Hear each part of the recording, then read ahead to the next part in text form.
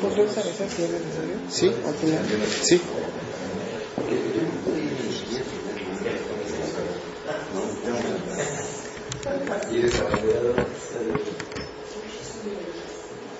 Bueno, buenos días, gracias por estar aquí. Vamos a comenzar con las sesiones de este día y bueno, nos da mucho gusto contar con la presencia de la maestra Miriam Aldazoro Maya, quien nos va a dar la conferencia magistral del día de hoy. Y ella, bueno, es bióloga egresada de aquí de nuestra casa de estudios, específicamente de la FES Iztacala. Realizó su maestría en antropología ambiental en la Universidad de Washington, en Seattle, y actualmente se encuentra desarrollando sus estudios doctorales en la misma universidad. Y bueno, se encuentra también su tesis desarrollándola sobre el conocimiento ambiental tlahuica en una comunidad transnacional. Y bueno, ha realizado diversas investigaciones en el campo de la etnoentomología, y tanto en el país como a nivel internacional, ¿no? Y bueno, sus temas generales de investigación es la etnobiología y el impacto de la migración en los saberes de los pueblos, así como la ecología política. Y bueno, ella nos va a dar la conferencia magistral sobre la etnoentomología en general y el patrimonio cultural. Entonces le damos sin más la palabra y le agradecemos mucho. Bueno, buenos días. Tengo que empezar diciéndoles que estoy muy contenta de estar aquí. Qué bueno que somos poquitos porque eso nos permite otra dinámica que me gusta más de interacción entre el ponente y los participantes. Y que me da mucho gusto estar aquí, que agradezco mucho la invitación y que es la primera vez que yo doy una plática aquí en ciencias, ¿no? Entonces es muy peculiar para mí la experiencia. Bueno, la etnoentomología y el patrimonio cultural de los pueblos indios. Está muy amplio, ¿no? Entonces, de una vez les comento, está un poco ambicioso en cuanto a la temática, pero después al final podemos regresar y las preguntas o los comentarios que tengan, ¿no? Bueno, el título es Patrimonio Cultural. ¿Qué es el patrimonio cultural? Lo define la UNESCO como la herencia cultural propia del pasado de una comunidad con la que ésta vive en la actualidad y que transmite a las generaciones presentes y futuras. Tenemos dos tipos, el material y el inmaterial. Dentro del material, muebles y el subacuático, que también se ha puesto de moda, y tenemos el patrimonio cultural inmaterial. Yo pensaba que tal vez en el título debía haber aclarado, yo quiero hablar del patrimonio cultural inmaterial y de la etnoentomología, ¿no? Tradiciones orales, rituales, conocimientos. ¿Sí? ¿Qué es el patrimonio inmaterial? Nada más para saber que todos estamos en el mismo canal. Uso, representaciones, expresiones, conocimientos y técnicas que las comunidades, los grupos, en algunos casos los individuos, reconozcan como parte integrante de su patrimonio cultural, ¿no? También le llaman patrimonio intangible o patrimonio cultural vivo. A mí ese de patrimonio cultural vivo me gusta mucho. De repente creo que tenemos una tradición en el país de hablar de patrimonio cultural mueble o inmueble y no de patrimonio cultural vivo como tal. Entonces, bueno, de este patrimonio inmaterial vamos a hablar ahorita. Cuando a la gente, si alguien tiene una idea, le dice patrimonio inmaterial, pues piensa en la comida, en las danzas, vestimentas, artesanías, ceremonias, folclore y en las lenguas. Me atrevería a decir en general a la gente, ¿no? Esto es lo primero que se me viene a la mente. Dejamos de lado, bueno, antes de dejar de lado esta diversidad cultural, no la que sigue pensando.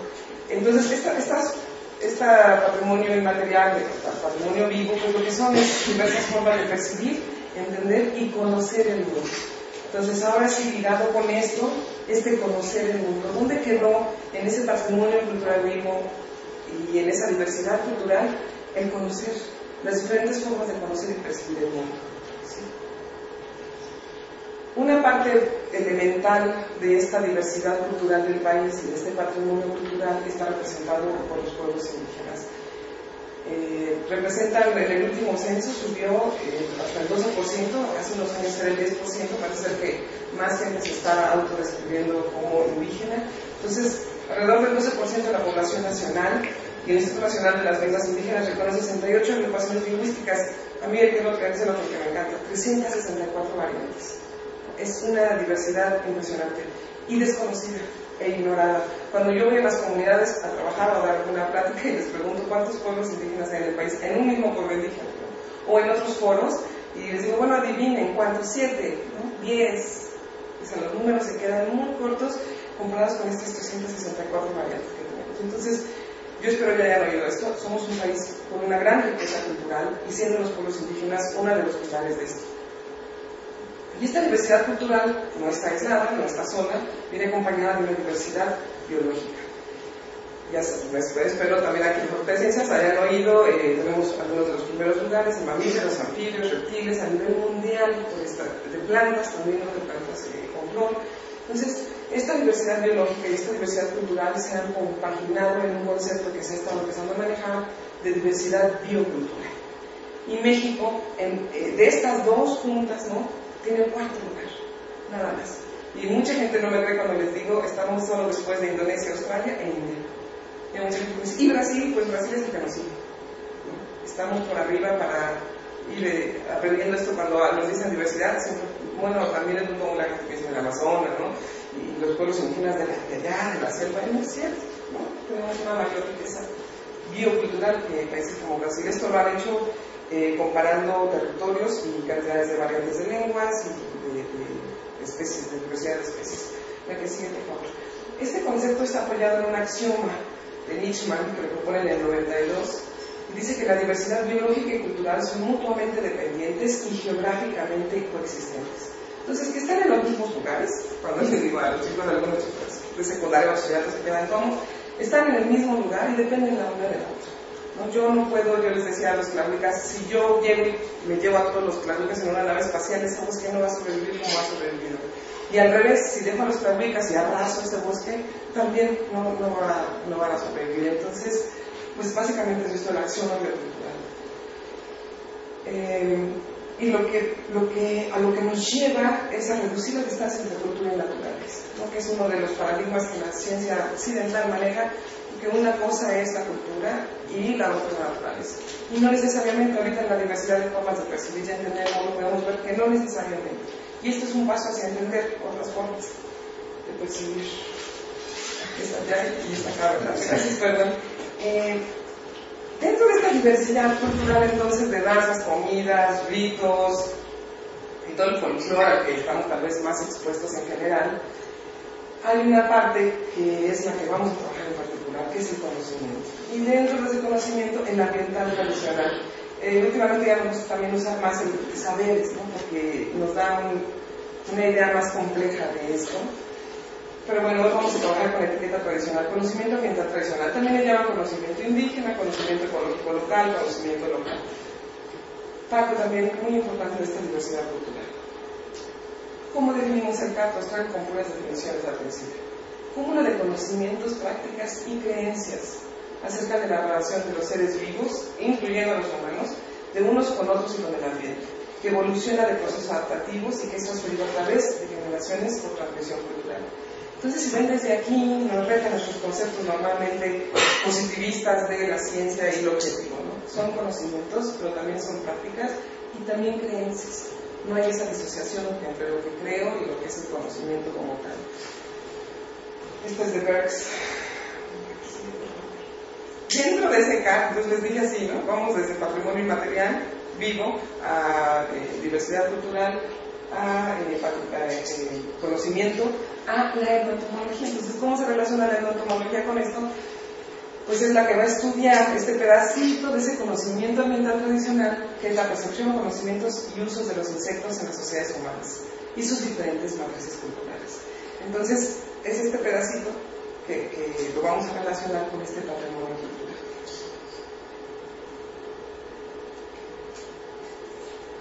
Aquí sí quisiera mencionar a forma de homenaje una de las principales puertas que se abrieron en el país a este fascinante mundo de la etnoentomología fueron los trabajos de la doctora Julieta Ramos y del doctor Pino. La doctora Julieta Ramos me decía al principio, cuando empezó la línea de investigación de insectos comestibles, pues mucha gente la tildaba por demás de loca, ¿no? ¿De qué está hablando? O lo difícil que fue como mujer hace muchos años hacer un posgrado en Francia. Entonces, pues sí, va un poco, no un poco, va como homenaje a esta puerta que abrieron. Y yo también lo que quiero es abrir otras puertas y decir, bueno, a ver, hacia dónde vamos ahora o hacia dónde podemos ir, ¿no? La que sigue, por favor. Sí, ya no, espero que ahorita la gente pensemos a poco. Sabemos que es uno de los grupos dominantes sobre la raza, pero se considera el dominante, ¿no? Tiene mayor capacidad de adaptación. Entonces, imagínense cuán compleja y hermosa puede ser esta relación de estos pueblos que están viviendo en un mismo territorio por generaciones, con una tradición oral, y esos insectos, o esos invertebrados en general también. No solo ahorita, de repente vamos a tocar otros invertebrados, no solo artrópodos, moluscos, anélidos. Entonces, se ha forjado una relación compleja, hermosa y profunda, que está muy poco explorada en el país. Considerando la riqueza biocultural, son muy pocos los trabajos entomológicos con pueblos indígenas a nivel nacional. Como una breve reseña, nada más de los que se han tratado como en la entomología general, que dicen, a ver, todos los insectos o todos los invertebrados que este grupo indígena reconoce, que yo tenga conocimientos son estos. Hay muchos otros que hacen, por ejemplo, vocablos de tlapaneco, de los escarabajos, ¿no? Hay sobre todo tal vez algunas cuestiones de vocabularios o de grupos en particular, la relación de los himenópteros, ¿no?, con este grupo. ¿Y para qué es esto? No para presumir, no. Es para que vean qué tanto nos falta por explorar. Si tenemos 364 variantes y tenemos como tal etnoentomologías de nada más estos grupos, y eso pues en construcción algunas, ¿no? O por ejemplo, esta etnoentomología ñañú fue en el Valle de Mezquital, pero los ñañús están en varios estados, entonces cuán complejo puede ser y cuántas variantes habrá de eso. Entonces esto es nada más como un comercial, nos surgen etnoentomólogos en el país que exploren esta área, en la que sigue. Vamos un poquito a la parte aplicada. Lo que yo les quiero platicar es en base a qué, a la experiencia que se ha tenido, muy en particular en entomología. Yo ahorita ya también me voy un poquito más a la entomología en general, pero empecé como entomólogo. Entonces ahorita lo que quiero es darles casos concretos y algunos ejemplos. Lo que yo propuse hace un par de años en un congreso de entomología fue hacer colecciones entomológicas. Y yo he tenido la experiencia de hacer 8 en diferentes contextos, tiempos de duración del proyecto, edad de los participantes, cultura, y aquí también lo dije, género de los participantes. Entonces se han hecho 8 colecciones, 6 se desarrollaron por grupos indígenas, ñañús de Hidalgo, ñañús del Estado de México, los Pecacó o Tlahuicas, los Ñató, que son los Mazaguas, los Benzá, y los chinos, un grupo indígena chino que son los Yi. Esas fueron 6 experiencias con grupos indígenas y hay 2 con mestizos, uno en Puebla, descendientes de popolotas, y en Costa Rica. Entonces, bueno, aquí está don Julio, viendo una colección de insectos ya preparada. Estas son las señoras ñañús de la Magdalena, aquí del Estado de México, muy entusiastas respecto al registro de su patrimonio. Las señoras Mazaguas, curiosamente, en el caso de esa ocasión, las mujeres ñañús fueron más jóvenes las participantes, y en el caso de la comunidad Mazagua fueron más las señoras de la tercera edad las que se involucraron más en el proyecto. Es un taller con los Tlahuicas o los Picacó. Estos son los chicos, son un grupo de chicos adolescentes zapotecos que trabajamos con ellos en verano. ¿Qué es lo que propone la colección entomológica? Pues que la gente, yo le doy todas las herramientas, les enseño a colectar, a preservar los insectos, a montar los insectos, y ellos arman su propia colección, y después ellos hacen sus propias entrevistas, hacemos el análisis de resultados y se quedan con su colección entomológica. Entonces nos acercamos lo más posible a la determinación taxonómica, pero también le ponemos un nombre en la lengua y les ponemos tal vez un signo a los que son comestibles y cuáles se usan para jugar y cuáles son medicinales.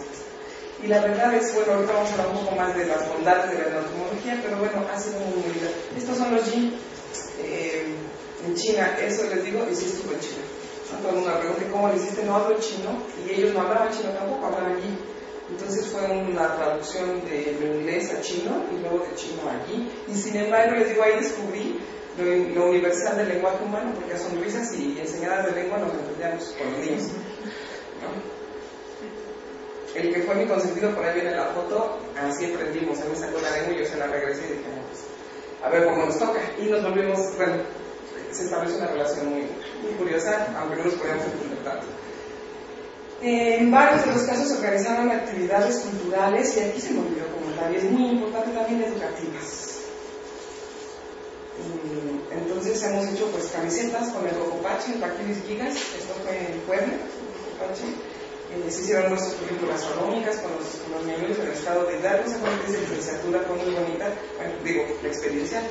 Este es un mural que hicimos, también lo hicieron los niños. Aquí ven la mariposa, atún, la cucaracha, por ahí está el foto, que es un chapulín.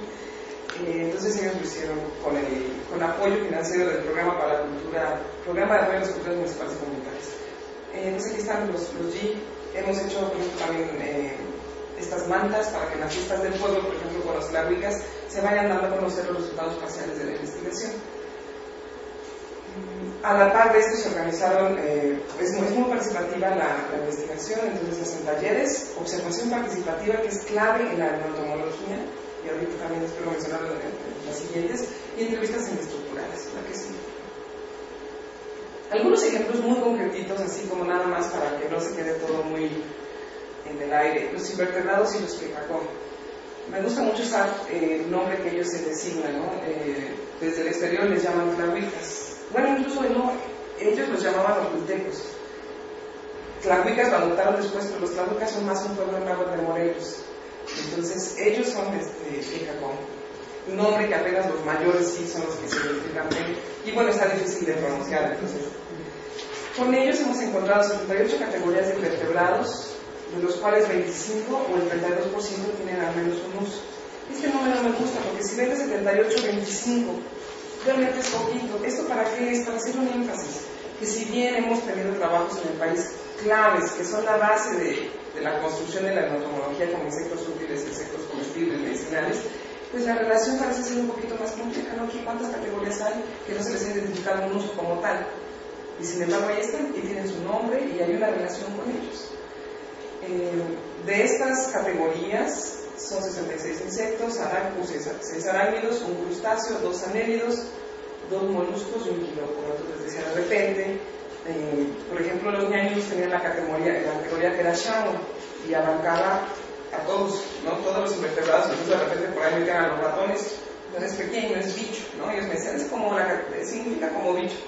Con los tlahuicas no he explorado tanto exactamente esa parte de la clasificación, si estos serían puestos o no en el mismo grupo. Cuando los hemos colectado, ellos los han colectado como parte de, pero se tienen que explorar más. Y de estas 78 categorías, 51 tienen su nombre en pecacón. Sí. Algunos de los usos, ¿no? que les dan a estos artrópodos, pues bueno, hay muchos comestibles y muchos en estado larval. Hay 8 medicinales, 3 lúdicos, 1 ornamental y un saborizante. Entonces la ornamental y saborizante. El ornamental es relativo porque realmente ellos me decían que algunas veces encuentran pues básicamente son melodóntidos, ¿no? Muy bonitos, ¿no? Muy llamativos de color, y ellos se los ponen a sus caras, ¿no? Y los ponen con un alfiler, y por ejemplo en un par de caras me enseñaron que los ponen en muñecos de peluche, ¿no? O sea, como que dónde lo pongo que no se maltrate, entonces está el mono de peluche lleno de libreros y el escarabajo ahí, ¿no? A mí me encanta. Entonces hay una apreciación estética de estos organismos. Este es uno de los comestibles, Pasos es el de Tepozán, que además también me encanta todo este conocimiento que hay alrededor de, ¿no? En Tepozán, bueno, pues está en la rama del Tepozán y vamos a colectarlos, pues ya saben, la bióloga quería llegar, ¿no? Y partir el árbol y sacar, no, espérese, no se va a partir el árbol, hay que llamar al insecto. Entonces también le echan agua, con unos popotitos de una plantita, le echan agua y esperan a que el insecto pues se haga respirar. Y ya, pero uno tiene que estar callado y portarse bien. Si tú estás chacoteando y haces escándalo, el insecto no sale. Y dicen que sale a bañarse, o van a bañarse, ¿no? Está hablando. Pero bueno, hay todo este ritual y todo esta... Sí, se me hace, yo creo que es una relación de respeto. No voy y lo saco y me lo como. Hay una cierta concepción en torno a esta larva de Tepozán y ya después se las como. Este también creo que lo vamos a comentar después, o lo puedo comentar de una vez. Este es un retigónido que a mí me impresionó porque me decían, es el de los muertitos, cuando yo iba llegando a la comunidad, y yo no tenía idea cuál era el insecto de los muertitos, ¿verdad?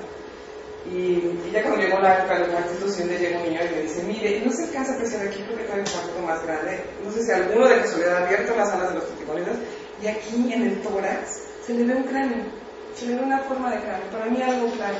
Entonces, y estos retigónidos son muy abundantes en la época colonial.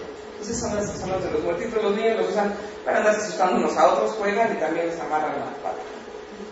Los acrididos, algunas especies que se comen, hay también uno medicinal para la tos, y la polibia que se come tanto el insecto como el banano, con las larvas y las pupas.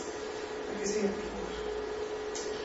Los tlahuecas usan el xumbli, que es el jumil, como comestible para las salsas, como medicinal para la tos, y como saborizante de cigarro. A mí esto me encantó porque yo al menos no he encontrado nada semejante. Entonces dicen, el jumil tiene yodo, ¿no? Básicamente lo que hacen es que embarran el jumil en el cigarro y se ponen el cigarro, dicen que sabe delicioso. No lo he probado, pero bueno, entonces les digo, bueno, ¿y ese uso qué es? No, pues solo se me ocurre un saborizante, ni siquiera de comida, ¿no? De un cigarro.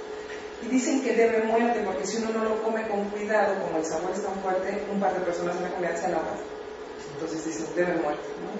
Tiene su peligro como el jumil, entonces mucha gente dice, no, por eso mejor más pensaste que bueno, porque si no la otra es quitarle la cabeza y comerlo así, ¿no? El cantarito es un meloe que se usa para los mezquinos. Algunos usos encontramos también que coinciden. Por ejemplo, también se da entre los ñañulos y los ñatolos, los magos en el Estado de México. El escarabajo exude entre las articulaciones, entonces pican el mezquino, le ponen la sustancia y dicen que solito se va cayendo el mezquino. Ahorita no me acuerdo de la sustancia, pero también ya ha sido su documento en términos bioquímicos. Y el pinacate, el chupin, que le llaman, es el heliodes para curar el dolor de muelas. Acá no me dicen que el pinacate se usa para la tos, pero los ñañús, tanto del Estado de México como de Hidalgo, lo usan para la tos hervido, se toman el té de pinacate. Los ñañús le dicen echapedos, ¿no? Ponen muy fuerte. Y ahorita comentando con mi tío me decía algo fascinante, dice que él recuerda que de niño decían, alguien trae tos, le decían, ya, ¿por qué no te has comido unos pinacates? Entonces, me pareció muy, muy fascinante explorar por ahí, si era algo más sabido y se ha ido erosionando y perdiendo eso. Los ñañús lo usan también para despejar vías respiratorias, les digo, y de una forma también, el pinacate, ¿cuántos de acá no habrán oído así, el pinacate? Se me han olvidado, es muy fuerte, muy desagradable, yo casi diría el echapedos. Y los ñaños dicen que cuando un niño llega a ver a sus papás en una interacción sexual, le da la gaña, ¿no? Se pone mal, y que con el escarabajo se le quita, ¿no? Les digo, no, para mí eso es castigo, para que no ande uno de mirón, ¿no? Después de ver el escarabajo, dice, a la próxima no me da, la que sigue. Pues los lúdicos, las luciérnagas, por supuesto, las persiguen, las atrapan, las aplastan y les brilla la mano, o también en frascos las traen. Que le llaman el tonto, por lo lento supongo que de repente puede ser, también los traen ahí con hilos, y pues el de los muertitos, ¿no? Entonces ya comentaba esto, por ejemplo, la presencia de organismos está asociado a actividades cíclicas cotidianas, como puede ser la pizca, el chicharear a los muertitos. Entonces, cuando la bióloga llega y le empieza a preguntar, o la antropóloga ambiental, ya no sé ni qué soy, empiezan, no, espérese, de esos no hay, ¿no? Cuando lleguen los muertitos, vienen de los muertitos. O por ejemplo, después de los muertitos, dicen que coincide mucho que hay mucho bombilido, abejorros, y ellos creen que son las almas de los difuntos que se van. Entonces son como, es esta relación del ciclo, ¿no? Anual, agrícola, con las ceremonias, con la presencia, ¿no?, de ciertos organismos, y que algunos de ellos traen mensajes o representan ciertas presencias.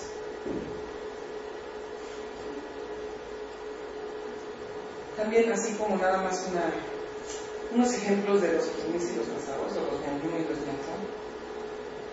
Con ellos encontramos 47 categorías de filoartrópodos, de artrópodos en San Pedro el Alto y 32 para la Magdalena Bochar. Siempre, obviamente, en términos estrictos científicos, taxonómicos, hay una gran diversidad en estas categorías que se identifican. Los órdenes mejor representados en las comunidades fueron el Coleóptera, el Lepidóptera y el Menóptera. Esto también coincide con lo encontrado con los Quecacó y con los ñañú. El Coleóptera es el más grande, ¿no? Entonces, bueno, tal vez hay una relación. El Lepidóptera, bueno, por su belleza, su popularidad, las mariposas. Y el Menóptera, al parecer, o bueno, eso es una creo ahorita que lo que es una hipótesis, no tal vez vamos a hacer por esta relación de la organización social. Las hormigas, las avispas y cómo se organizan, y ya lo que trabajan y todo. Entonces les llama mucho la atención. Aquí sigue, perdón, aquí también, ¿no? Se tomaron con las señoras llegaban con sus flascos, ¿no? Ellas conectaban, venían, me lo daban, ya a veces era necesario cambiar el alcohol y eso, y después no fueron las señoras, fueron los niños en la escuela los que aprendieron a montar sus hijos, pero fueron ellos los que conectaron. Insectos comestibles, ¿no? Bueno, los chapulines, muchas larvas, de elote, de madroño, de maguey, el chicoche. Del madroño, pues aquí la taxonomía científica, del madroño me dicen tristemente que ha desaparecido, que ya casi no hay. Entonces también hay los insectos, muchos indican cambios ambientales. Decían que como han cortado el madroño, ¿verdad? Pues el insecto también ya no tiene una destrucción del hábitat, pero se usaba las bolsitas que hacen para las larvas para hacer muñecas. Las mamás les hacían a las señoras mayores comentan muñecas de estas bolsitas, de esta telita. Y bueno, pues ahora ya no se puede, ya no hay uso del madroño, incluso la gente me decía, se blanqueaban los cerros, ¿no? De estas bolsitas de larvas, y ahora ya no hay. El uso del madroño y el jicote, que se llega a comer la miel o el dulce. Sí, por favor. Entre los medicinales, les comentaba, coincide, por ejemplo, el veloide para los mezquinos, tumbashoni se llama, tumbashana. Hay nombres que también no son muy cercanos entre los niños y los datos del Estado de México. Son préstamos, yo ahí no me he metido a nivel lingüístico a ver quién le dio el préstamo a qué. Hay unos obviamente de origen náhuatl. Pues las enfermedades o dolencias que se curan o que se tratan son muy variadas, ¿no? Desde muy físicas, como un dolor de diente, hasta, aquí no está, el mal de ojo. El mal de ojo, que son enfermedades psicosomáticas, ¿no? Entonces, las dolencias tratadas con insectos son de una gran variedad. Entonces, la CONES San Pedro del Alto, el 30% de las categorías tiene un uso, y en la Magdalena Rocha un 40%. Esta gráfica me gusta porque si ven de todas, de nuevo para hacer énfasis, de todas las categorías que se registraron, tenemos las medicinales en amarillo, las comestibles en rojo, los lúdicos hasta arriba, y toda esta columna morada son los que no tienen un uso de los estrictos occidentales. Que esta, que tiene su nombre, y hay algún cuento o alguna cosa. La que sigue. Como ya hablando de las experiencias en general, a los insectos se les atribuye la capacidad para mediar entre el mundo humano y el sobrenatural. Por ejemplo, los yato, con esta que es una chinche de la familia Hydrometridae, que llaman imbécil, son los encargados de pedir a Dios Padre que mande el agua, ¿no? Entonces, si uno ve a la chinche en el agua, hace esto, nada. Entonces, ellos dicen que la chinche es la que pide. Entonces, de nuevo, ¿qué hay detrás de esto? La chinche pide el agua. Pues no la molestes, no te metas con ella, no la maltrates, con un respeto y una forma de relacionarse diferente, que es algo que me gustaría mucho enfatizar acá. En la ciencia occidental, o en las sociedades urbanas occidentales, un insecto, mátalo, mátalo. Y es muy cultural, ¿no? Yo ahorita he tenido muchos problemas porque para que mi hija, que tiene 3 años, no crezca con esas actitudes. Entonces, y la gente, ¿no? La familia extensa, un bicho, mátalo. No, espérate, no te está haciendo nada, déjalo. Entonces, yo creo que eso es algo muy presente en los pueblos indígenas. No te metas, ellos también tienen un rol, no solo biológico, ¿no? Que si las abejas, no sé qué, también a nivel de cosmovisión. Estos son los que le piden a Dios Padre el agua. No se hace cualquier cosa, que tengan esa capacidad de comunicarse con la mera autoridad, ¿no? Les iba a comentar otro caso de estos en el cuando tuve la oportunidad, parte de los intereses de la investigación ahorita es que está pasando en un contexto muy contemporáneo de migración de los pueblos indígenas con estos conocimientos. Y entonces con una beca, trabajamos con mixtecos en Oaxaca y después fuimos a ver a los mixtecos, a las familias no migrantes en California, en Santa María, California. Y yo andaba con los niños, siempre soy muy niñera, andaba con los niños, salimos a caminar, vemos una tienda de mascotas y querían una mascota y dije, no, pues no puedo llevar con un perro, un gato o algo a la casa, ¿verdad? ¿Qué es lo más fácil? Grillos, y vendían grillos, entonces compré su cajita, metimos los grillos y ya tenían su mascota.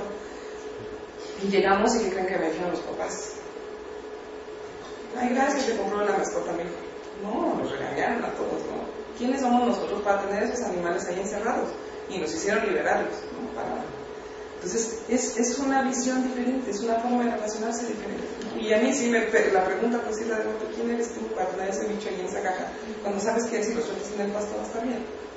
Entonces, bueno, eso ya es otra cuestión de cómo, a pesar de la migración y la modernidad y todo, hay ciertos valores y ciertas concepciones que permanecen. También juegan los niños y les preguntan dónde está Dios, ¿no? Entonces cuando me chichas esto dicen allá arriba.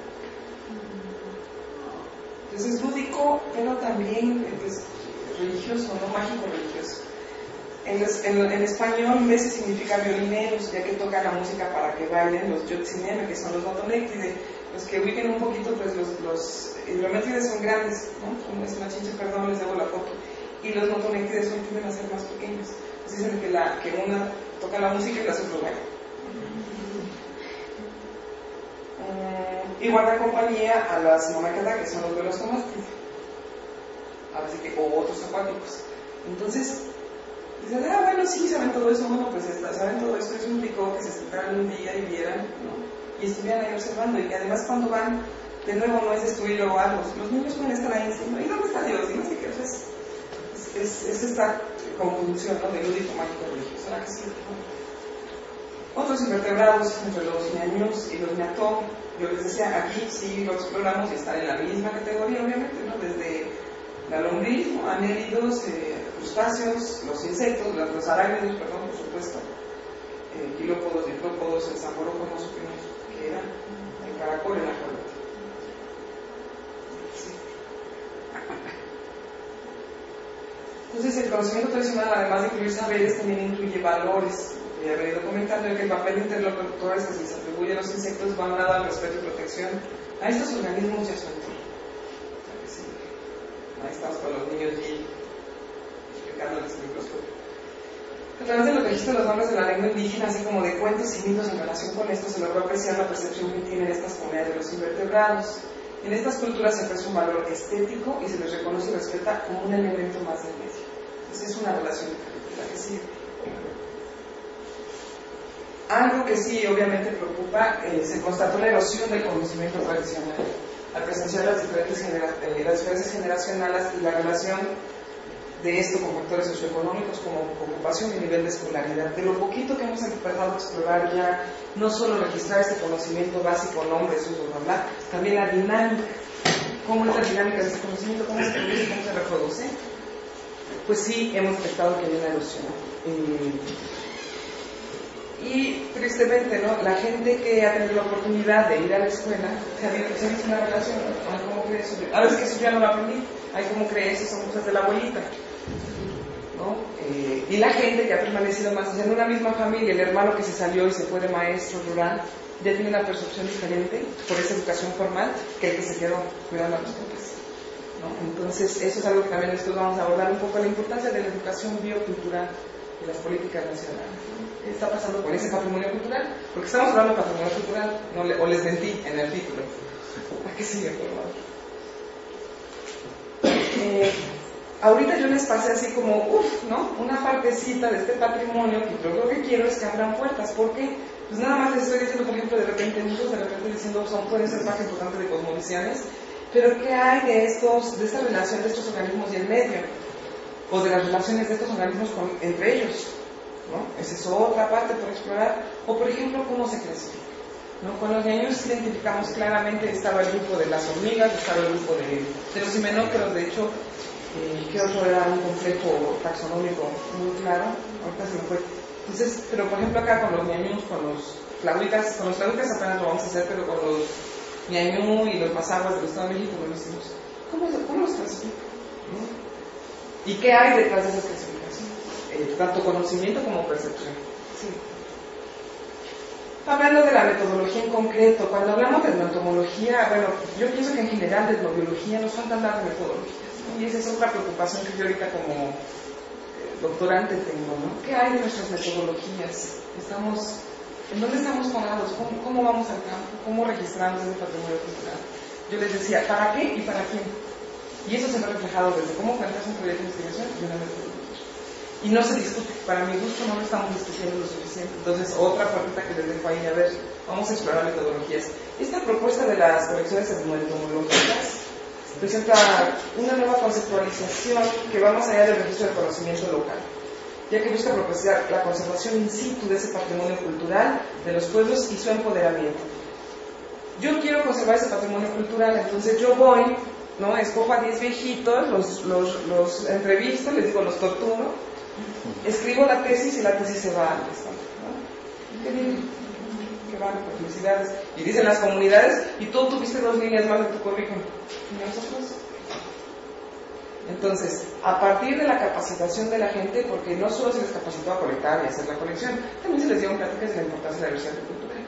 Les digo, si por muchos años oyeron que ser indígena era malo, pues que ahora oigan que también puede ser bueno, que su lengua tiene una ventaja, ¿no? Es su idioma. Entonces, yo sí creo que a través de esta metodología muy sencilla y muy particular, estamos hablando, aportando así un granito menos que de arena al empoderamiento, ¿no? O sea, sí podemos aprender y sí podemos hacerlo. Y les digo, y nos desmitificamos a los investigadores, ¿no? Porque a muchos les gusta, ¿no?, la mitificación. Entonces llegas y desde la ropa, ¿no?, y todo el instrumental, ¿no? Y a veces lo requerimos. Yo como entomóloga, que luego no me gusta, les digo, disfrazarme, luego sufro, porque necesito pantalones con bolsas, porque el frasquito, el grande, el chico, las bolsitas. También por eso ya llevo a mis ayudantes, entonces unos para las bolsitas, unos para los no sé qué, los niños, ¿no? Entonces, bueno, yo, a lo que va esto es que discutamos las metodologías, que no solo se trata de un registro del conocimiento local, sino también qué onda, no muy informal, qué onda con los detentores de ese conocimiento, qué rol tienen en todo eso, finalmente de quién es ese patrimonio. Y algunos muy nacionalistas dirían, de los mexicanos. Bueno, sí, gracias, pero también principalmente de ellos. Es que sí me ha tocado, de los mexicanos, sí, claro, bueno, empezamos a reconocerlo, y a valorar, ¿no? Otra cosa les quería comentar del empoderamiento. Bueno, pues esta desmitificación que cuando yo llegué y ya les enseñaron, ustedes dicen, ¿y esto es lo que vienen a hacer otros? Esto hacen, ¿qué es lo que hacen? Pues juntan al bicho, lo echan en alcohol, y este fresco no tiene más que alcohol. Y las mariposas, si las echas en alcohol, lo echan a perder. Tú las metes en una bolsita, después las metes en un frasco que tiene un gas.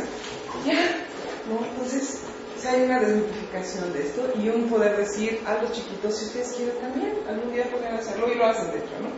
Que sí. Esto nos permite investigaciones más holísticas, desarrollar nuevas metodologías, y el derecho a reconocer el derecho que tienen los detentores de la información de ser parte activa de la investigación etnobiológica. ¿Por qué más holísticas? De repente tendemos a fraccionar mucho el conocimiento, ¿no?, de acuerdo a nuestras categorías, y es mucho más complejo. Y de repente se vale, pero de repente dejamos muchas cosas fuera que son importantes, ¿no?, y nos estamos perdiendo. Yo les hablaba, no sé si en la siguiente lo comento o no, ahora esperen atrás, por favor. ¿Por qué también de estas metodologías surgen de una necesidad? Por ahí alguien me decía, no, la entomología es un área más de la etnobiología y no necesita mucho más. Yo decía, no, espérate, les digo, yo tengo muchos amigos etnobotánicos, obviamente, ¿no?, y los aprecio mucho y los respeto, pero les hago mucha burla y les digo, si tú encontraste una planta o la gente te dijo y le dices, ay, estoy bien cansado, mañana vengo y la colecto, ¿no? ¿Y el insecto? No, chiquito, no. El insecto no te va a esperar. Tú lo ves, pasa y corre detrás de él, porque quién sabe cuándo lo vuelvas a encontrar. Entonces, yo sí creo que la investigación participativa en la entomología es claro, ¿no? Porque si no estás ahí con la gente, si no estás en las actividades, yo tristemente sí me encuentro todavía muchos colegas que quieren llegar a torturar a los ancianos de la comunidad y retirarse, ¿no? Y son ellos los investigadores y hay este distanciamiento y son incapaces de irse a la milpa, ¿no? Entonces yo sí creo en la observación participativa porque pues te vas a la milpa, ayudas un ratito de hierbas, fertilizas y ahí va pasando el doppia, pesca, ¿no? Y ahí va pasando el mitay. El mitay es un pompílido, una avispa preciosa que con los ñaños, bueno, la perseguíamos y nos costó muchísimo trabajo atraparla y solo así, ¿no?, andando en las milpas y trabajando y podía darte que pasaba y corran atrás de ella, ¿no? Entonces, en particular, aunque yo creo que en la etnobiología en general se debe hablar más de investigaciones participativas. Mi comercial, ¿verdad? Porque pues no se van a ir sin comercial. Las bondades de la entomología. Son organismos pequeños y de fácil colecta, aunque no siempre es sencilla la preservación. Tristemente la colección entomológica que hicimos en Costa Rica, ya no sé si la siguen tratando de mantener, porque era tropical, ¿no? Es un clima tropical, húmedo, entonces pues se o sea, hay que estarlos limpiando y todo. Si yo estoy ahí, pues bueno, organizo y tal vez después de un mes de que yo me fui, le siguen entusiasmo, pero ahorita ya tiene 3-4 años, no sé si sobrevivió ya, ¿no? Pero bueno, ese es un reto que tenemos, ¿no? Cómo preservamos esas colecciones. La de Oaxaca con los zapotecos, Jim Kuhn, que es mi asesor, me decía que ahí estaba, ¿no? Y que estaba en la biblioteca. Normalmente se dejan en espacios públicos, obviamente, en la delegación municipal, en la biblioteca comunitaria, no sé qué, y que ahí estaba, ¿no? Que de vez en cuando la abrían, le pasaban, le decía que un algodoncito limpiando el hongo o algo y ya. Ahí también a mí me fallaba con mis investigaciones, aquí el cogomólogo ahorita me regaña, ¿por qué no le has puesto tal? ¿No? Tenía su su naftalina y eso, pero bueno, no es suficiente. Entonces, bueno, de repente eso es un reto, pero bueno, en climas como en el de Xti, que es tan árido, pues ahí está la colección. En general son abundantes, no es lo mismo que otros grupos dentro de la nosología. Son muy carismáticos y es muy original, o sea, hay muy poca investigación y son carismáticos, para sorpresa de la gente urbana, que yo me sigo llevando la sorpresa que les digo, trabajo en insectos y cultura, ¡ay, guácala! Insectos, guácala. Y les digo, y pues resulta que llegas a los pueblos y les dices, trabajo en insectos, ah, sí, y aquel y no sé cuál, ¿no? Y por ejemplo, para los niños, ¿no? Es todo un hit. Entonces, son muy carismáticos. Sí somos capaces por un segundo de ver estas otras formas de percibir dentro. Sí somos, si no, pues no. Los retos impredecibles en todos lados, menos cuando uno los necesita, ¿no? Y te acuerdas la gente, ay maestra, quería yo un frasquito porque acaba de pasar el no sé qué, pues ya pasó, ya se fue y no lo hemos colectado. Que aparte de que las características físicas como el olor, el color, la textura original, la forma y el tamaño, en los insectos, como en otros grupos de la nosología ya, en comparación con la etnobotánica, pues la etología es elemental. ¿Y qué es el bicho? ¿Y cómo volaba? Y tú, ay, no. Ahorita tal vez ya un poquito más experiencia, aunque como me he metido tanto en antropología, también no soy tan buena entomóloga, pero pues te preguntan cosas que tú dices, ay, pues no sé, no vi, ¿no? ¿Cómo volaba o cómo sonaba? Pues así, así. Sonaba o hay hasta ese nivel de conocimiento, hasta ese detalle, ¿no? Yo les digo dos experiencias impresionantes que tuve con los ñaños.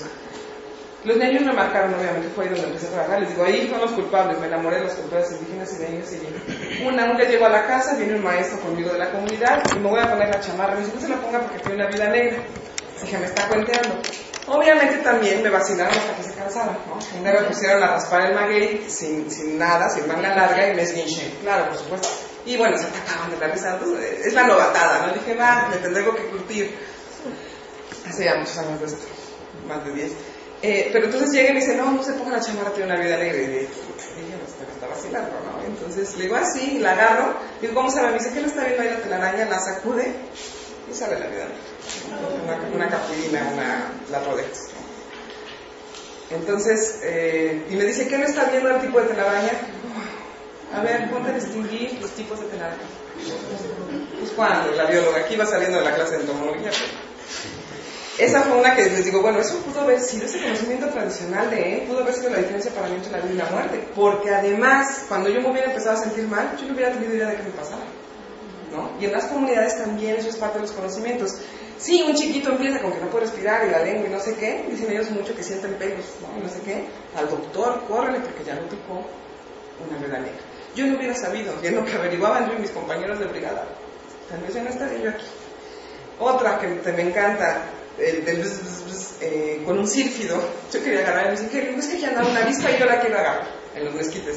Me dicen, eso no es una avispa, es una mosca.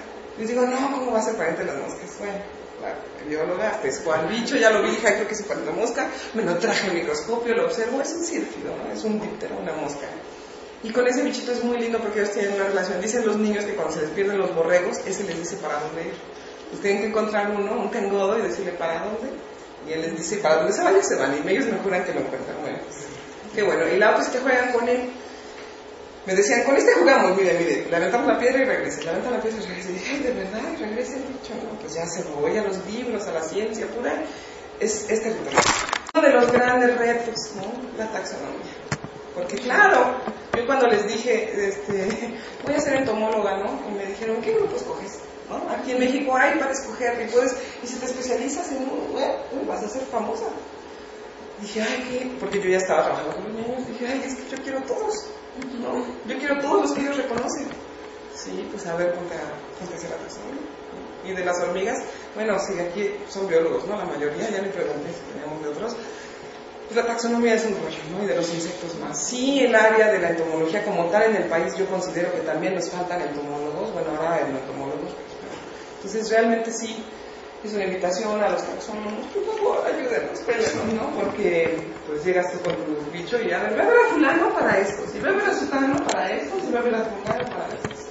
Y andan repartiendo, por más que uno te puedas acercar, ¿no? A la determinación, pues es muy difícil. Y la otra es también un poco renunciar a esa actitud y ya últimamente yo digo, bueno, no es un tajo, ¿no? Sin caer tampoco en lo de, les digo algunos recuentos de antropólogos, un bichito rojo que, ay, ni las patas se contó, ¿no? Para saber si era un arácnido o un artrópodo. Y hay por ahí algunas cuestiones así, que sí, por favor. Entonces es necesario que se difunda la importancia de los estudios y se promueva que estos se lleven a cabo, tanto en foros académicos como en los de difusión de la ciencia. Entonces, pues aunque después lo vuelvo a decir, pues felicidades a los organizadores, porque es lo que necesitamos, que más y más gente ubique el área, se interese y sepa más o menos por dónde. De la tesis de licenciatura, bueno, siempre que yo he hecho trabajo de esas actividades culturales, se han hecho loterías, la tesis de licenciatura salió en un librito de difusión, ¿no? Para la comunidad, cada familia se quedó con uno, entonces hay un compromiso del regreso de los recursos. No solo son 2 líneas más de mi currículum, no, ya me descubrí. La que sigue, por favor. Y la entomología es un pretexto perfecto para hablar de muchas otras cosas, ¿no? O sea, tiene muchas implicaciones que yo quiero que también la gente interesada en el área las empiece a ver. Porque hablamos entonces de educación biocultural, de revitalización cultural, manejo y conservación de la biodiversidad, resistencia y sobrevivencia, autonomía, derechos de los pueblos, poder y mejores condiciones de vida. No sé si lo alcanzan a ver ahí, yo no quiero describirles cada uno, pero en serio, ¿no? Cuando uno le busca, a partir de los bichos que conocen la gente y los niños y los adultos y los viejitos, podemos hablarles de todo esto. Y de una forma muy concreta y a partir de lo que ellos saben. Otra de las cosas que propuse en el anterior Congreso de Etnobiología fue hablar de educación biocultural. Hablar en México, con la riqueza que tenemos de educación ambiental, les digo, ¿verdad? ¿No? ¿Por qué hablar de educación ambiental cuando muchas comunidades lo que necesitan es una educación biocultural? O sea, ¿qué sabes tú? ¿Qué sé yo? Y vámonos a lo intercultural. Y no que llegan asumiendo que la gente no sabe nada. Yo les decía que me daban mucha risa con los tlahuiques cuando llegan, no, va a venir una señora a darles unas pláticas, ¿no? Porque también trabajamos en la escuela, como parte de la educación que yo manejo. Y me decían, ay, nos viene a hablar del bosque y del agua. Así, en un tono, un chamaco condenado de, por favor, ya, ¿no? Estábamos para gorro. Y dije, no, te vengo a preguntar qué nos conoces.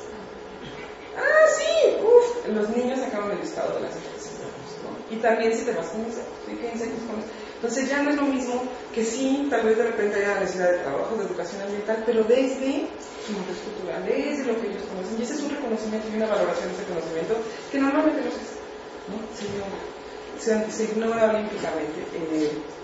En la educación formal fue un poquito de reto que los maestros de la primaria nos dejaran ir a trabajar, ¿no? Así, ¿qué va a hablar? Una maestra tenía casi 10 años trabajando en la comunidad y me decía, ¿son la maestra? O sea, ni siquiera sabía, ¿no? El nombre de la cultura, ¿no? Cómo la gente se autodesignaba. Ella es la maestra, ella viene y da la luz y quién sabe, está en un vacío, ¿no? Cultural. Entonces, para mí también desde ahí tenemos que hablar de educación cultural y de ir que este conocimiento, su registro y eso se vaya empujando a otro tipo de relación con ese conocimiento indígena. Y eso también puede implicar que ganen los espacios en la educación formal. ¿Y por qué no? Entonces trabajamos en la escuela federal y en la bilingüe. Y en la bilingüe, bueno, pues sí puedes, ¿verdad? Porque son los bilingües, son los indígenas. Cuando realmente para la comunidad, pues, no que vaya este estigma, entonces solo cierto sector va a mandar a sus hijos a la bilingüe, que es la chiquitita. Y la federal, que no es bilingüe, esa. Y es bilingüe, pero el maestro es indígena, pero es de otro medio. Está como está, si dice el maestro, pues hago lo mejor que puedo, maestra. Echemos de ganas, maestro, pero yo sé que usted no sabe de Tlahuica, mejor sabe menos que yo, ¿no? Ha ido aprendiendo y le echa muchas ganas, pero también esto de las políticas nacionales, ¿para qué sigue? Por favor, no me voy a entretener tanto maestros. Entonces, parte de lo que la entomología también implica, y me voy a poner contribución, es un diálogo de saberes, ¿no? Una valoración y reconocimiento de sistemas alternativos de conocimiento y conservación y difusión de este patrimonio cultural intangible, porque les digo, no, sí, los pueblos indígenas de repente tuvieron una presencia nacional en los medios, política incluso, ¿no? Los zapatistas, sí, los guerrilleros luchan por sus derechos, ya estamos todos zapatistas. ¿Y qué más implica una cultura indígena? ¿No? ¿Qué más implica? Y yo sí creo que no podemos respetar y valorar algo que no conocemos. Entonces, ¿cuánta gente ha oído del conocimiento indígena? Urgente crear programas educativos donde se vea la producción y reproducción, y sobre todo en este mundo moderno. Me voy a ir muy rápido porque quiero hablarles de las siguientes cosas, pero me quedan como 2 minutos. ¿Sí? Bueno, y al final, pues si hay algún comentario, alguna duda, algún reclamo, pues aquí estoy. ¿Qué pasa con esa producción y reproducción del CAT en estas sociedades modernas? donde se están disolviendo las separaciones, se desaparecen y se interpenetran, ¿no? Porque entonces los tlahuecas migran y hay tlahuequitas chiquitos que ya regresan y son bilingües, ¿no? Español, inglés, ya no todo. Entonces, ¿qué está pasando con esto? Hay que explorarlo. Hay una erosión del conocimiento, algunos lo estamos detectando. Hay unas políticas nacionales, yo sí creo, inadecuadas. Hay un proceso de globalización económico y cultural. Y también, ¿no?, que dicen que no somos, ya dijo la CONAPRED, somos un país altamente racista. Entonces, ahora que yo hablaba con ellos, me decían, es que nos dicen huilas, ¿no? Por eso no queremos ya aprender la lengua a los niños, claro. Les digo, bueno, a ver, ¿quién es el ignorante aquí? Tú porque le estás aprendiendo y aquellos porque te están discriminando. Y es una ignorancia. Entonces me decían, pues va a ir de las pláticas a ellos. Entonces, uno de los siguientes proyectos que tenemos es la cabecera municipal, ¿no?, que se creen españoles casi de cepa pura. Y ¿no? Pero bueno, y darles la plática, ¿no? ¿Qué implica que en este poblado, en este municipio, tengan este pueblo indígena? Y ya saben cuánto saben. Entonces, ¿podrá ser racista o no? Entonces, pues es mucha cuestión de educación. De las políticas nacionales, pues ya ni quiero hablar, y de lo que implica un proceso de globalización pues tremendo y avasallante, ¿no? Ahorita los que se van de migrantes, pues todo lo que mandan, ¿no? De películas de moda, de mil cosas. ¿Qué pasa si nosotros nos perdemos nuestro patrimonio cultural intangible? Pues nos queda un mundo, un modelo global capitalista consumista. Mi opinión, la del asesor. La continuación de la degradación de los recursos naturales y la homogenización de la experiencia humana. Esto es de mi conciencia, porque mucha gente habla de los recursos naturales, y les digo, han hablado de que la biodiversidad en México está amenazada, ¿no? El año de la biodiversidad. ¿Y quién ha hablado de la diversidad biocultural? ¿Y qué hay de los pueblos indígenas que están amenazados? ¿Qué hay de las lenguas que están amenazadas? ¿Qué hay del conocimiento que está amenazado? Está amenazado.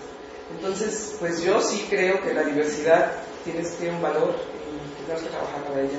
Entonces, aparte, bueno, claro, la pérdida del CAP impondría limitaciones cognitivas para el uso de estos recursos y las implicaciones culturales, ¿no? O sea, ¿qué le pasa a un pueblo cuando pierde su lengua, cuando pierde su conocimiento, pierde su identidad? Dejamos de ser. Y lo peor es que ni siquiera ya ve qué somos. Y si no sé qué soy, pues no puedo saber para dónde voy. Sí.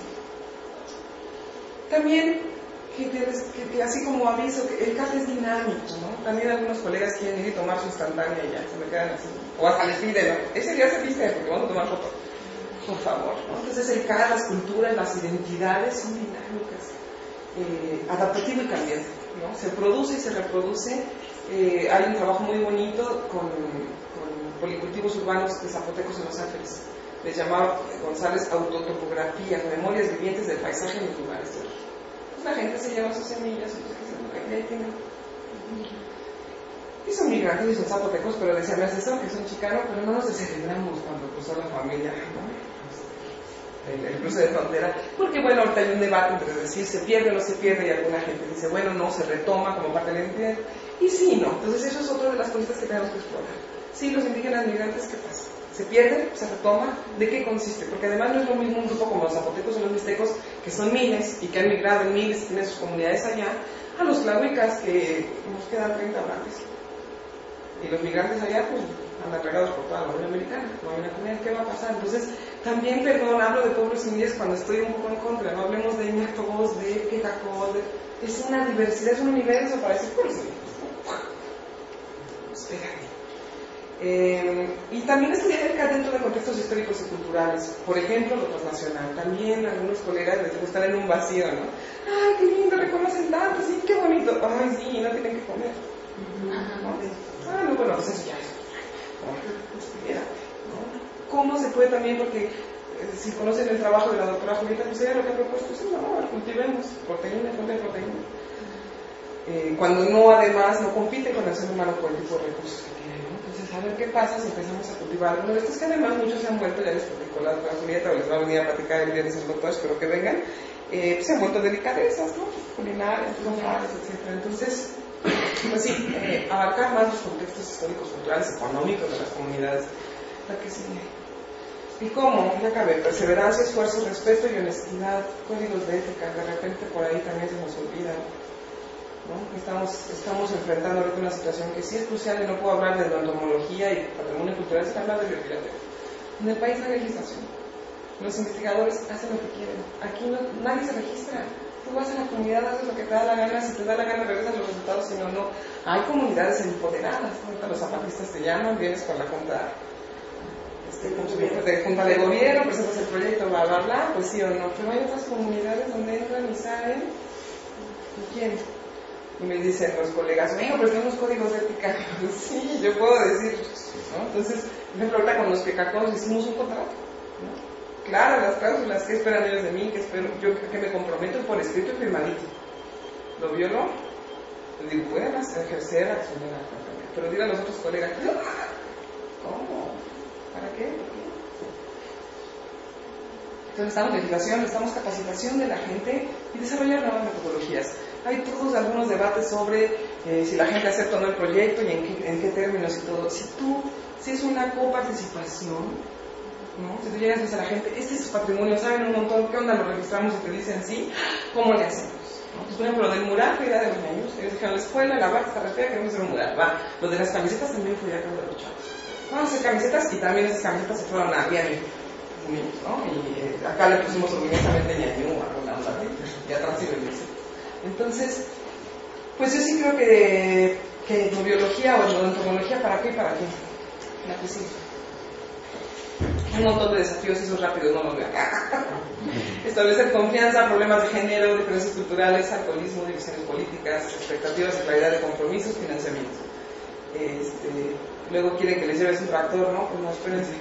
Tengo una voluntad, pero ¿de dónde? Y lo podemos gestionar, puedo ayudarles a hacer el oficio, podemos tocar puertas, pero yo como tal el tractor, ¿de dónde? Problemas de género, ¿no? Yo voy a hacer los talleres y mi esposo cuida a mi hija, pues un día le querían hacer burla, les dije, oiganme, no, respetemos, ¿no? Yo estoy respetando sus dinámicas y sus organizaciones, ustedes respeten la mía. Los domingos yo hago taller cultural y mi esposo cuida a la niña, ¿no? Ahí. Entonces, pero sí es un reto de género tanto para mí como para ellos, ¿no? O que llegue una señora con el oso morado al taller y diga, es un reto de género, ¿no? ¿A que sí? Un poquito, al final de lo que les hablé, es un poquito así de ecología política. Entonces, que se ha encargado de estudiar cómo el conocimiento local, el apego al territorio y la defensa de la biodiversidad constituyen espacios donde se puede imaginar y construir un mundo distinto. La que sigue, por favor, es Escobar.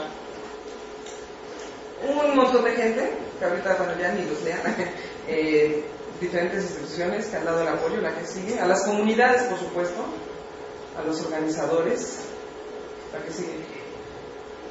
Y sobre todo, a los pueblos inmigrantes. Yo les decía, ligándolo con lo de Escobar, imaginar un mundo diferente, un México menos racista, un México más igualitario. Yo les digo, esta es Lupe, ahorita ya tiene como 5 o 6, la conocí como de 2 o 3, la maestra me seguía, porque sea mi sombra. Y Lupe no puede escogerse el clave, ¿no? A sus papás les da vergüenza. Lupe, por ejemplo, aunque me seguía, no podía venir a los talleres. Y su mamá decidió, soy súper emotiva, su mamá decidió que la niña se iba a confundir. ¿Que aprendió español o aprendía tlahueca? Y miren que yo ni siquiera les estoy enseñando tlahueca, estábamos viendo los nombres de los bichos de tlahueca. Entonces yo quiero trabajar y seguiré trabajando para que aunque sean granitos de arena, Lupe, si ella quiere o sus papás puedan decir si somos tlahuecas y no hay esta estigmatización y no sea esto negativo, ¿no? Y al contrario, les digo yo mucho el ejemplo, si trajeran un reloj de oro y alguien llegara y les dijera, tíralo porque está feo, dicen, no lo tiraron. ¿Por qué cuando alguien llega y les dice ser indígena es malo, ustedes se lo creen? Entonces, pues tenemos mucho trabajo, señores, jóvenes, señoritas. Entonces va el trabajo dedicado a esto. Y pues no se duerma, acompáñenme, pues, gracias. O despierten los que trabajan.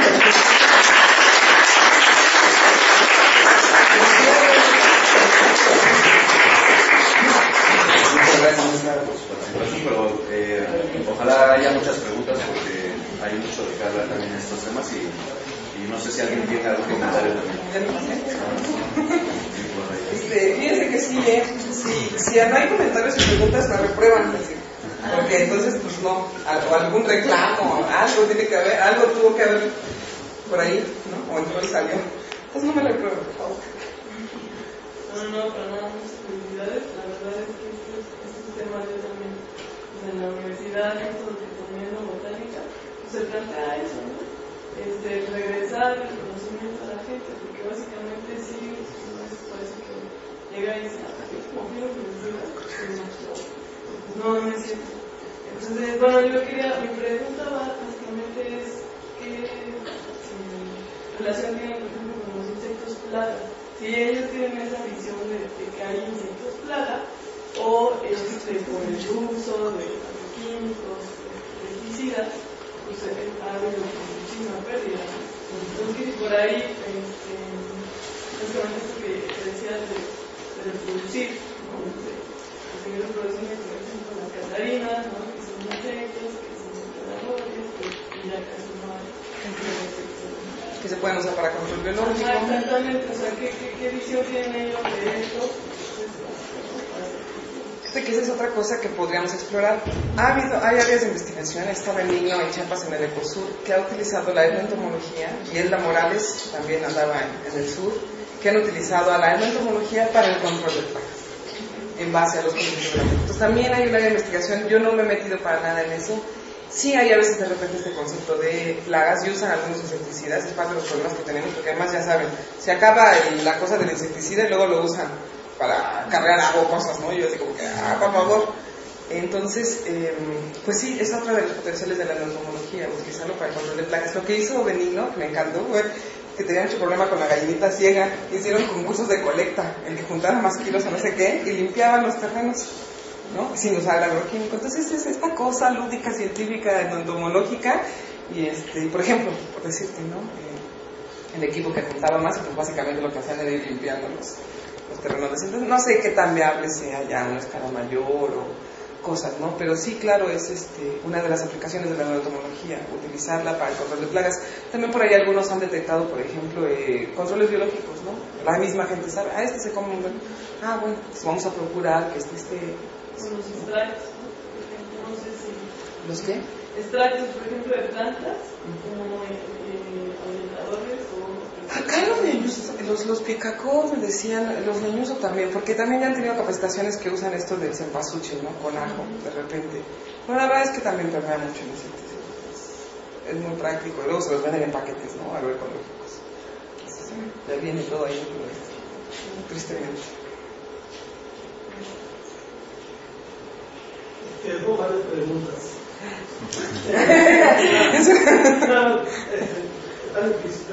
La cuestión sería, ¿qué pensarías de aquellos biólogos que de alguna manera siguen pensando que el conocimiento tradicional de los indígenas o el conocimiento que tienen sobre la forma de identificar las especies no es reconocida? Esa es una, ¿no? Es decir, de alguna manera hay biólogos que a la fecha siguen todavía, y no solo biólogos como estudiantes, académicos que supuestamente manejan parte de la academia esta, han despreciado la posibilidad de que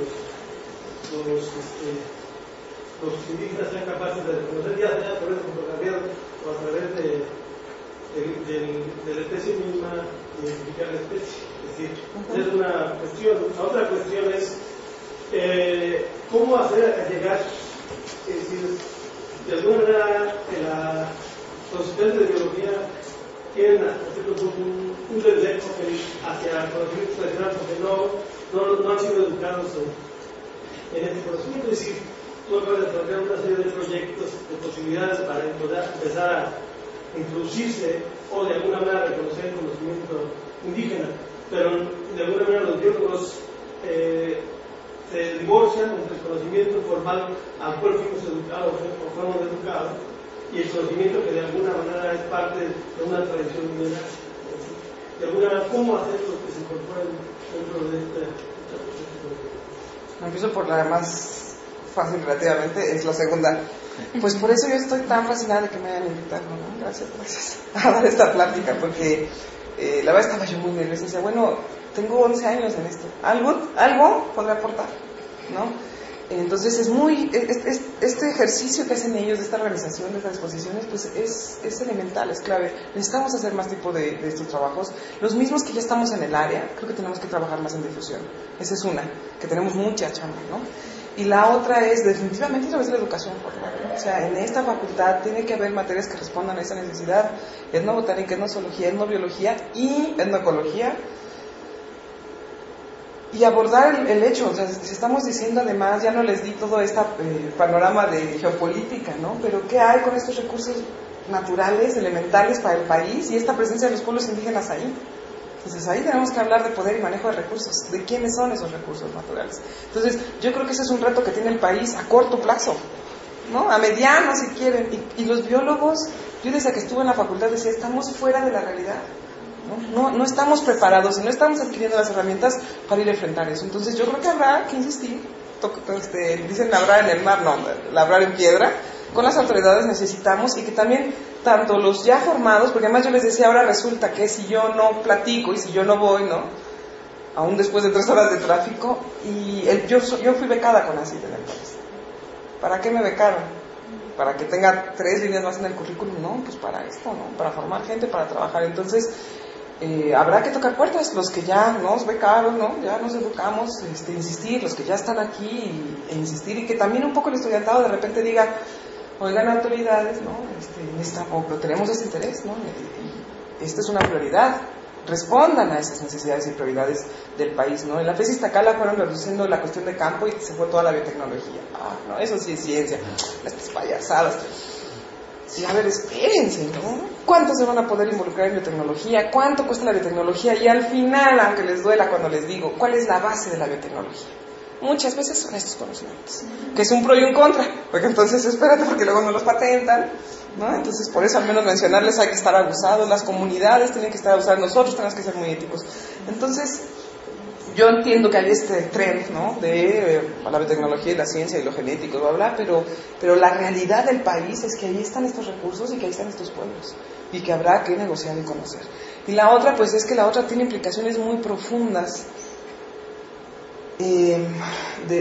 Bueno, por supuesto, yo se me atrevería a decir es ignorancia, ¿no? O sea, alguien que te desprecia un conocimiento indígena es un ignorante, porque yo le preguntaría qué tanto sabe, qué tanto se ha empapado, qué tanto conoces. Antes, para que yo pueda desechar algo, tengo que conocerlo, y si no, eres un prejuicioso. Eso es ser ignorante, eso es ser racista. Pero es muy profundo, porque finalmente aquí lo que estamos cuestionando, a mí sí me gusta ubicar mi trabajo en contextos, ya vieron, muy grandes. Es una episteme, estás cuestionando un sistema, no solo de conocimiento, puede ser un cuestionamiento del conocimiento occidental, pero también de una forma que va detrás de organización política y económica, y pues eso les da miedo, ¿verdad? Porque resulta que en el país y en el mundo tenemos muy poquitos haciendo mucho y todos los otros ahí haciendo que hacemos. Entonces, pues yo entiendo que va mucho esta víscera, ¿no? De mucho científico, y ya a su nivel más chiquito es el reto del poder, ¿no? Pues yo soy la autoridad, yo soy el investigador, yo ya publiqué, ¿y eres o no capaz de percibir otra realidad y otra forma de entender el mundo? No eres, estás reprobado. Aquí vemos puros no hay algún otro, no hay de los contras. No, ojalá hubiera de los contras y ahorita me dieran argumentos y nos metieran en un pleito y en un debate. Pero para mí es eso, es otra forma de percibir y entender el mundo. ¿Eres capaz de procesar eso o no? Y no de lo que te estás perdiendo. Porque además yo les decía, la gente mira a las comunidades y dicen, ay maestros que llegan y saben de esto, pero no más de eso. Les preguntan de cualquier otra cosa y no saben nada, se pierden, ¿no? Entonces de repente los que andamos ahí de todólogos, tienes que leer, tienes que pues, responder a la necesidad, y como biólogos es el reto. Entonces les digo, saben, como dicen, no digo yo, sabemos cada vez más de cada vez menos. Y eso no responde siempre a la realidad. Habrá áreas de la ciencia y habrá algunos que se tengan que dedicar, pero hay muchas áreas que se pueden ligar a responder a necesidades y que los investigadores no lo hacen. Cierran los ojos. Entonces, pues sí, están reprobados. Invitémoslos, ¿no? De la forma más cordial a ese conocimiento que se están perdiendo, esa riqueza. No solo conocimiento, esa cosmovisión, hasta ese gozo, esa otra forma de relacionarse, ¿no? Para mí ir a colectar insectos es genial, ¿no? Normalmente voy con un montón de chiquillos, nos divertimos, aprendo. Entonces, pues sí, hay que trabajar, hay que enseñarles, platicarles, los hubieran invitado. Perdón, ¿alguna otra? Si los invitaron, no vienen. Pues vamos entonces, es la siguiente fase, pero tengo que acabar primero la tesis doctoral, que se está matando. A mí me pareció súper padrísima tu plática, me encantó. Creo que un poco, ojalá, invito a los que organizaron esto, que igual a lo mejor resultado de este seminario se pudiera hacer una carta a las autoridades de esta facultad, que realmente es tan necesario. Sí hay materias que no, en botánica hay una de recursos naturales donde podría ser prudente, pero la verdad es un asco. Los muchachos les dicen recursos monstruorales, porque, o sea, es como un repaso de cosas que ni entienden. Cuando le decías hace ratito que no conocen su entorno, de verdad siguen perdidos, no conocen, no saben ni dónde viven. O sea, eso por un lado. Por otro lado, me gustaría preguntarte cuál es tu punto de vista acerca de estos impactos generacionales. Me ha tocado también trabajar con comunidades y es como muy claro cuando tú llegas y nos preguntas, bueno, ¿qué lenguas indígenas hablas, etcétera? O si eres indígena o mestizo, y evidentemente son la segunda generación y te dicen que son mestizos, ¿no? Niegan la otra parte, aunque sepan hablar la lengua. La presión social fuera, porque son gente que tiene que ir a trabajar a la cabecera, municipal, o salir o migrar, es demasiado. O sea, el racismo, como tú decías, es fuertísimo y está permeando a tal manera que prefieren negarlo y borrar todo ese conocimiento, y eso es muy grave. Pero por otro lado también, esta parte que dijiste que no ibas a explicar con la política ambiental, está presionando mucho a cada vez expropiar muchos más terrenos para hacer conservación privada, ¿no? Se les está dando prioridad a los privados para conservar estas áreas.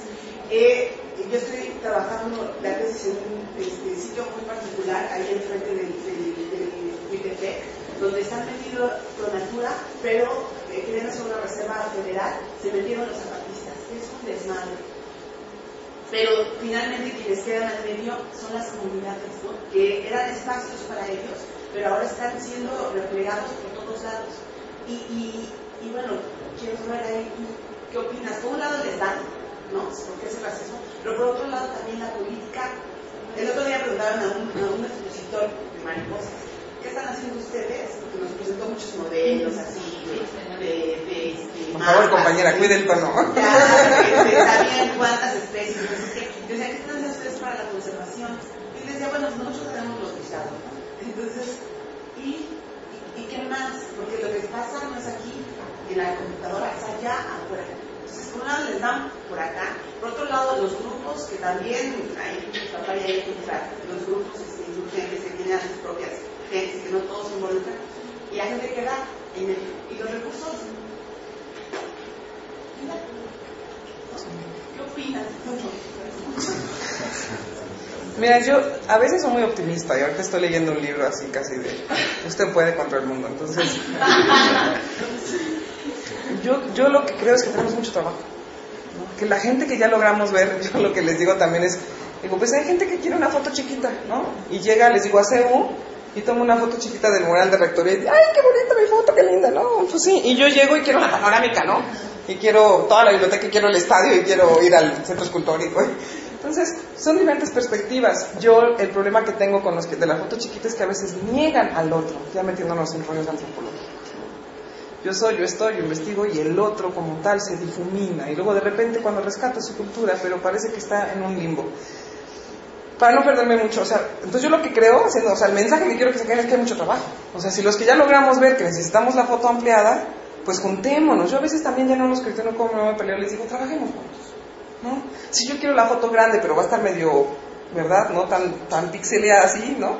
Pero, y tú tienes una chiquita de acá, pues juntemos las chiquitas y vemos qué hacemos, hagamos trabajo interdisciplinario. Entonces yo creo que ese es otro de los mensajes, necesitamos trabajo interdisciplinario porque nadie puede ser todólogo. Y cuando eres todólogo terminas medio, ¿no? Mi tesis doctoral es sobre etnobiología picacó. Estoy a punto de terminar en un psiquiátrico, ¿no? Pero yo dije, bueno, a ver, o sea, ¿por qué son insectos? ¿Por qué son mamíferos? ¿Por qué son aves? Todos. Y la comunidad le entró y vamos a trabajar. Pues sí, a ver cuándo me voy a doctorar, ¿no? Y necesito comer, ¿no? Entonces es otro reto. Agua, sí, ahí va. Entonces hay mucho trabajo, hay que darle y también creer. Yo pensaba hoy que venía, ¿no? Ahí vengo, el tráfico. Mucho tiempo para pensar. Es algo en lo que yo creo. Necesitas creer. Ya creyendo y haciéndote herramientas, ¿no?, intelectuales y personales, va. Porque finalmente también muchos etnobiólogos, tristemente, tengo la opinión así somera, de que también negamos esa parte personal, ¿no? Trabajamos con gente, aún algunos etnobiólogos lo olvidan y los tratan como objetos de mi información. Breve para contestarte, yo creo que tenemos que abordar en los trabajos, o sea, por ejemplo, yo les podía haber venido a hablar de los bichitos nada más, de que no decimos, espérate, tienen que empezar a ver que esto es muy complejo y que lo tenemos que empezar a abordar. Entonces, por ejemplo, va comercial, la tesis doctoral es el conocimiento tradicional, el impacto de la migración y un capítulo de ecología política. Estoy trabajando en un área natural protegida ¿Dónde intentó entrar por natura? ¿Dónde está Greenpeace? ¿Dónde están los de bienes comunales? ¿Dónde asesinaron al hijo de bienes comunales? Entonces, es muy complejo, abarquémoslo. ¿Te vuelves loca escribiendo y leyendo? Sí, pero ahí está. Entonces, la gente que me oiga tendrá que empezar a concebir que es más allá de este cachito. Por eso hablarles hoy no solo de etnoentomología, sino de etnobiología, de conocimiento ambiental tradicional y de las implicaciones que este tiene. Porque si no estamos conscientes de las implicaciones, ¿para qué? Y yo se los llevo a las comunidades cuando llego y les digo, es su patrimonio, les doy su plática, ¿no? ¿Les interesa registrarlo, sí o no? ¿No les interesa? ¿Qué hago aquí? 2 líneas más en el currículum, no me interesan.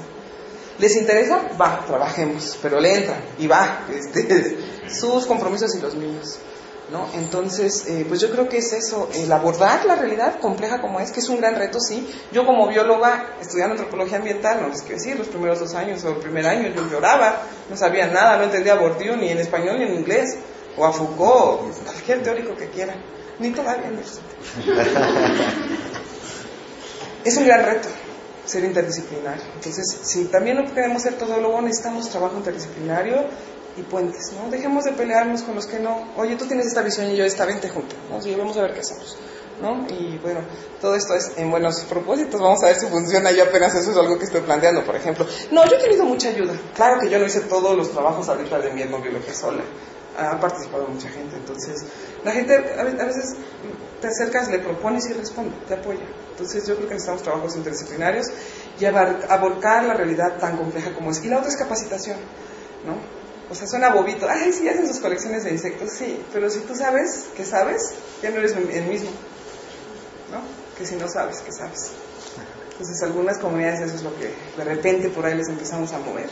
Oye, ¿sabes que sabes? ¿Y sabes tanto? Es lo que yo les digo, aquí cuántos hongos se comen, muchos, maestra, muchos, no, ¿cuántos? ¿10? ¿30? ¿80? Y empezamos a listarlos, empezamos a registrarlos, empezamos a colectarlos y resulta que son un montón, ¿eh? Entonces es esta sistematización del conocimiento y les pega. Oigan, ¿ya vieron cuántos saben? Y es para que les dé pena, para que estén orgullosos. Entonces sí, desarrollando metodologías. Ahorita alguien me decía, es que ya ve escribiendo, ¿no? Como hasta las cosas, ¿no? Luego que se nos ocurre para tocar ciertos botones. Yo también llego mucho y les digo, bueno, yo vengo a registrar el conocimiento mixteco, ¿no? Me acuerdo en esa comunidad y ¿quiénes son mixtecos? En una secundaria, ¿no? Les digo, le digo a mi compañera, recoge tus cosas, nos equivocamos de comunidad. Aquí que son, perdón, franceses, japoneses, ya se atacan de la risa los chicos, ¿no? ¿Son o no son mixtecos? ¿Por qué sí? ¿Por qué no? ¿Qué implica? Es trabajo de mucha pestaña de leerle para tratar de entender esas realidades complejas y abordarlas, ¿no? Y pues la verdad también habría que invitar a mis comunidades con las que he trabajado y les dije en la otra versión, no, está re loca, bien, porque es la otra parte también, el trabajo con ellos y para ellos. Entonces, no le tengas miedo. En tu trabajo al menos mencione. Así está de complejo el asunto. Tienen que saber los biólogos, ¿no? Para este manejo de recursos. Perdón, me extiendo un montón. Bueno, ahora sí, otro aplauso a la